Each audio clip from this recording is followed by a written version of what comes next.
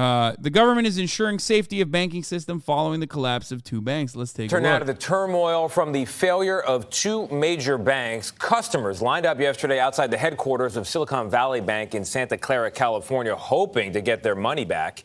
And earlier, trading was temporarily halted for more than a dozen other regional banks as their stock took a hit. That's despite federal action designed to calm the markets. Errol Barnett is outside the headquarters of Silicon Valley Bank once again for us. That bank being sued now by shareholders, investors who have been wiped out. Errol, good morning. Tony, good morning to you. And that lawsuit now, class action lawsuit being built by shareholders, is just one of the fresh headlines. The Federal Reserve Board also reviewing its oversight of this institution. And the customers I spoke with all lined up yesterday. Yes, they're relieved. They're now getting some access to their money, but they are deeply frustrated that any of this happened in the first place. Are you satisfied with the service you received today and what the FDIC is telling you happens next? Sort of. It was a somber morning. There's a lot of volume. There's a lot of people accessing their money. As representatives from the Federal Deposit Insurance Corporation, or FDIC, greeted customers of Silicon Valley Bank waiting outside headquarters for hours just for a chance to withdraw their deposits. You could either do it with the cashier's check, cash, or wire. And you have to be pre-set up to do the wire, so it left the cash and cashier's check, and who wants to carry out a bag full of money out into their car? Bob B. opened a personal account with SVB around 2 decades ago.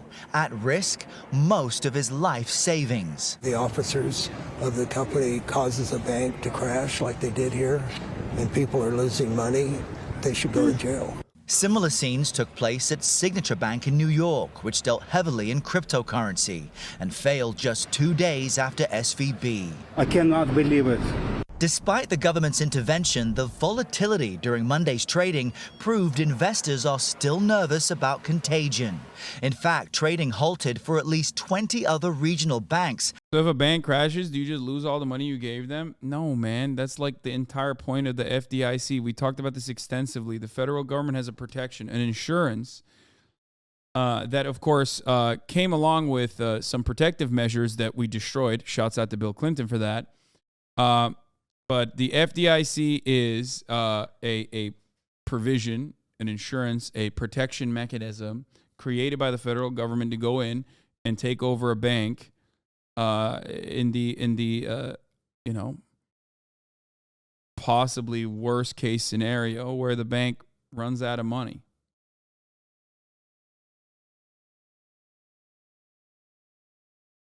I don't care how investors feel. Pay more attention to the poor bastard losing their shoes. Not mad at you, just the news.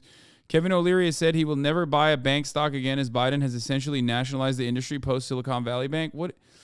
I don't even understand what the fuck these guys are like. Like, I don't know what they're like chirping about. But the FDIC, of course, only covers up to $250,000. But if you understand the main reason as to why the FDIC exists to begin with, you will also understand that in the United States of America, as long as the federal government is standing, unless there is like a gigantic fucking economic meltdown, the United States government is going to protect all matter of depositors because that's crazy. You need a bank. That's the whole point of a fucking bank. You're not giving your money to the bank so they can take your money and then like run off with it and do insane, completely fucked investments. Okay? No, it's your money. You put it in a bank. You have to. It's ridiculous that they would, it's ridiculous that they would decide to do whatever the fuck they want to with it. That's not how that works. Commercial banks should have been separate from investment banks in general. Huh.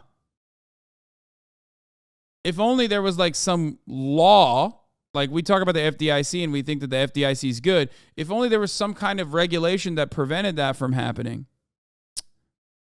Oh, shit, there was one. And then shouts out to Bill Clinton who repealed it. So that was actually the same thing. Anyway, here. The reason why the government is going to ensure some level of confidence in banks is that's the reason why the FDIC exists to begin with, right? So that's precisely why they did what they did. after steep drops. First Republic was down more than 60%. Meanwhile, CBS News has learned SVB was operating without a chief risk officer for months before one was hired in January. President Biden said those responsible for the collapse of these banks will be held accountable. I'm going to ask Congress and the banking regulators to strengthen the rules for banks. And repeated that none of the losses would be paid for by taxpayers. Yeah, there's going to be no strengthening, especially considering that, like, a good question to ask Joseph Robinette Biden is that, why weren't the regulations that were in place that you literally as vice president oversaw that were unrolled under the Trump administration put back into place immediately? Why didn't that already happen? Right? That's a good question. I would love to ask that question. I would love an answer for that question. Why weren't those regulations implemented immediately after Biden became president again? That's how it works. That's how it always works.